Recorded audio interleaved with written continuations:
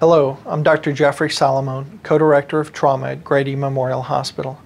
The injury of a loved one or friend is a difficult thing to face, and we recognize this is a very challenging time for you.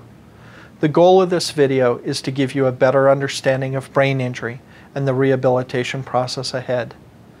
Because a serious brain injury affects not just the individual, but the entire family unit as well, this video also focuses on the important role of family members during the next several weeks and months. The more you can equip yourself with knowledge, the better your loved one's outcome may be. We hope this video will help answer many of the questions you might have about brain injury. Thank you for watching, and thank you for entrusting the care of your loved one to this hospital.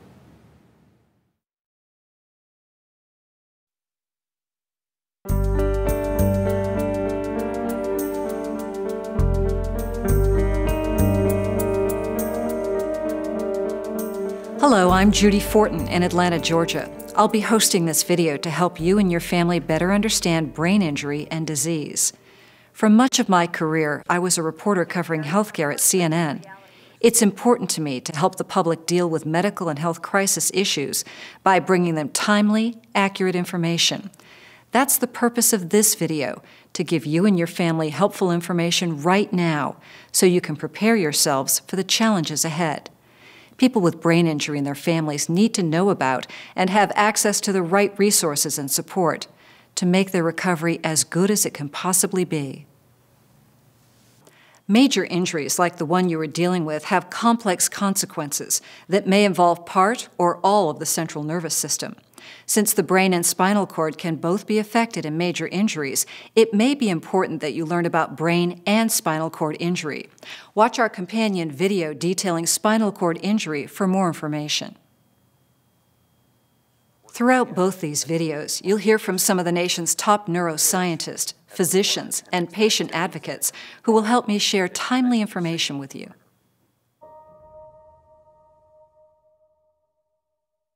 The sponsors of this video hope to give you a resource that you can return to as often as you like.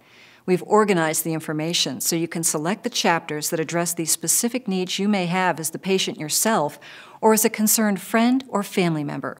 The chapters and subchapters within them work just like the items on a movie DVD.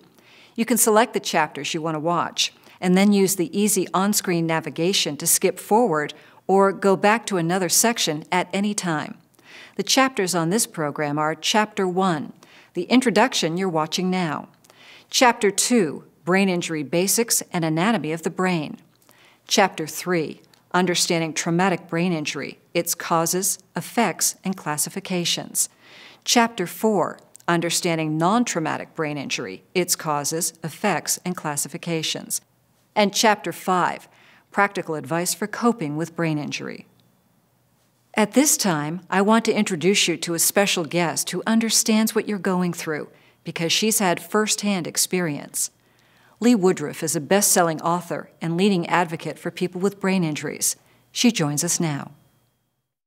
In January of 2006, my husband Bob was seriously injured in a bomb blast in Iraq while covering the war for ABC News. In an instant, the shock of that news turned our family upside down. Bob suffered a traumatic brain injury, and doctors removed 16 centimeters of his skull to save his life. He also had major damage to his face and jaw. Right now, you probably feel very uncertain about what the future holds. In the minutes and hours after getting the news about Bob, I was in the very same place. Would he live? Would he have permanent brain damage? From the start, I clung to the fact that my husband was alive. And to hope that he would be okay. My family and friends, Bob's colleagues, soon became my rock, as I quickly realized that I was not alone in my grief or my fear. Later, I learned that there are more than 5 million people living with the after effects of brain injury in our country. You are not alone either. Lean on people who've gone through this. Call in your friends, relatives, your church, community, and your support groups. And then you have to pull yourself together to help your loved one get better and either become or find an anchor for your family. There's plenty of information about brain injury on the internet. Some of it good, some of it not so good. I encourage you to use credible resources like this video and websites from recognized brain injury organizations. Don't try to learn everything at once. I didn't. Rely on the medical professionals caring for your loved one to help you know what to focus on next. Do your best to take things a step at a time, one day at a time, and recognize that even the smallest progress is positive. You will have good days and bad days on the long road ahead, and that's okay.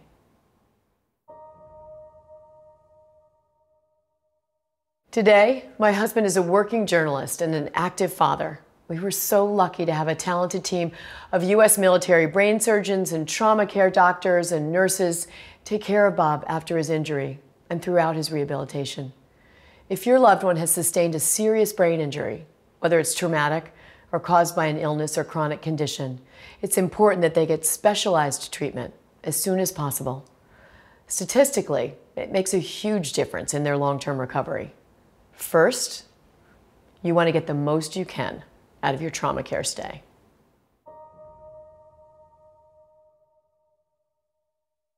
It's important to realize that being at the trauma care center is an interim step in your loved one's long-term recovery.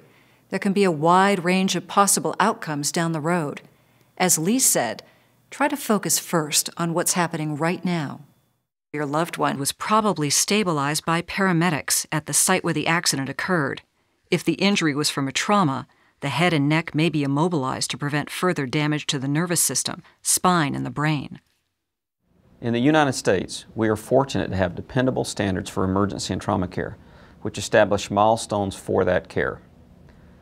At the trauma center, the first step is to medically stabilize the patient's condition. Next, they may be given numerous tests and x-rays and assessed by various medical specialists. And finally, they may move to either the operating room or a hospital room, depending on their condition. This is bound to be a very hectic time, so try to stay positive and be confident that you're in good hands at the trauma care facility. It's natural to wonder what you might do right now to help your loved ones and the care team. Initially, you may be greeted by a nurse or social worker. Let them help you think of questions you might ask the doctors you'll see later. Soon, the treatment team will update you on your loved one's condition. Ask his or her trauma caregivers to explain the basic tasks they are performing. And keep these important tips in mind during the trauma care or hospital stay. If possible, have one point person gather all of your family's questions. Limit visits and the number of visitors at any given time. Allow yourself or your loved one time to rest between visits. Have everyone who visits maintain a soft and calm tone of voice.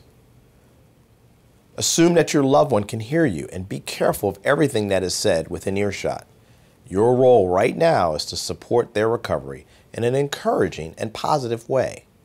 If your loved one is able, encourage him or her to move around as much as their condition and their medical team will allow. Movement might include coughing to stimulate breathing muscles, deep breathing, sitting up, or moving around the room. Chapter 2 is next. We'll share some basics about the anatomy of the brain and how it works.